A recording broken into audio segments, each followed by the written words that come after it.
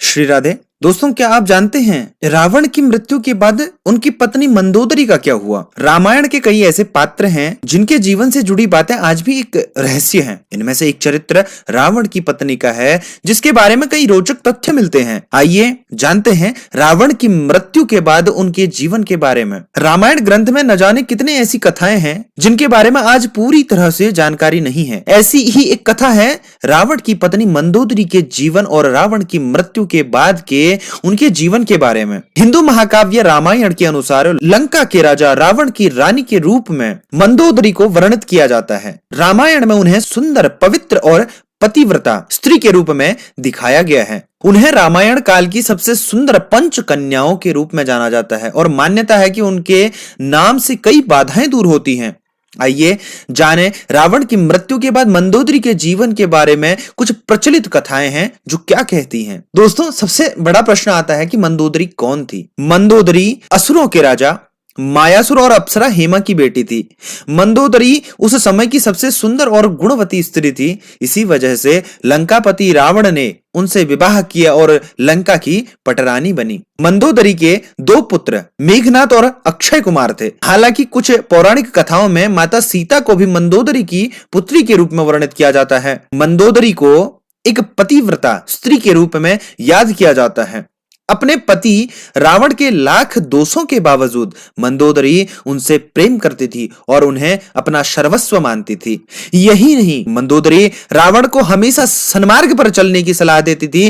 रामायण में रावण के प्रति उनके प्रेम और निष्ठा का वर्णन मिलता है। क्या हुआ रावण की मृत्यु के बाद मंदोदरी का? पौराणिक कथाओं में बताया जाता है कि रामायण काल में प्रभु श्री राम ने जब रावण का वध किया, उस समय लंका में सिर्फ रावण के भाई विभीषण मौजूद थे। उस समय राम जी ने विभीषण का राज्याभिषेक कर दिया और उन्हें लंकापति नियुक्त किया। उस समय मंदोदरी ने विभीषण की शरण ले और उनकी पत्नी के रूप में जीवन व्यतीत करने लगी। हालांकि रामायण में इस बात का कहीं बहुत ज्यादा जिक्र नहीं है और कुछ लोगों का मानना यह भी है कि रावण की मृत्यु के बाद मंदोदरी ने मृत्यु को चुना और वो सती हो गई। रावण की मृत्यु के बाद मंदोदरी के जीवन से जुड़े कुछ अन्य तथ्य भी हैं। एक पौराणिक कथा में इस बात का जिक्र मिलता है कि रावण की मृत्यु के बाद राम ने मंदोदरी को सांत्वना दी और उन्हें रानी और उनके पति की विधवा के रूप में उनके कर्तव्यों की याद दिलाई।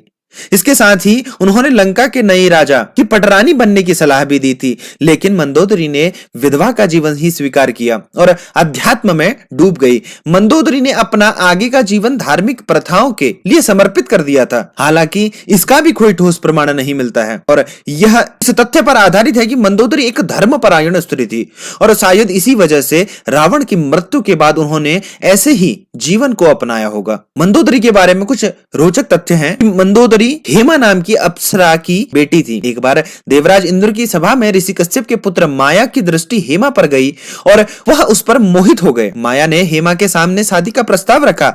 शादी के बाद हेमा ने मायासुर की बेटी को जन्म दिया जिसका नाम मथुरा रखा गया। अप्सरा की पुत्री होने के कारण मथुरा अत्यंत सुंदर और आकर्षक थी। जब मंदोदरी का विवाह हुआ तो उसके पिता मायासुर ने योग्य वर की खोज शुरू कर दी, लेकिन उसे अपनी सुंदर पुत्री योग्य कोई वर नहीं मिला। मायासुर ने मंदोदरी को रावण से मिलवाया। जैसे ही रावण की दृष्टि मंदोदरी पर गई, वह मोहित हो गया और उसने जल्दी से विवाह के लिए प्रस्ताव रखा। रावण ने मंदोदरी को वचन दिया कि हमेशा केवल मंदोदरी ही उसकी पत्नी और लंका की रानी होगी। विवाह के बाद मंदोदरी को उपहार के रूप में मायासुर ने रावण को सोने की लंका दी। रावण की मृत्यु के बाद वास्तव में मंदोदरी का क्या हुआ, इस बात के लिए कोई प्रमाणिक तथ्य नहीं मिलते हैं, लेकिन कुछ कथाओं के अनुसार उनके आगे के जीवन के बारे में जिक्र मिलता है। दोस्तों, आज हमने मंदोदरी के बारे में आपको बताया कि कोई ठोस प्रमाण नहीं है कि वह विभीषण की ही पत्नी बनी थी। यह आज भी एक रहस्य ही है कि मंदोदरी का उसके बाद क्या हुआ। दोस्तों, अगर हमारी वीडियो आपको पसंद आए तो हमारे YouTube चैनल को सब्सक्राइब जरूर करें। धन्यवाद। श्री राधे।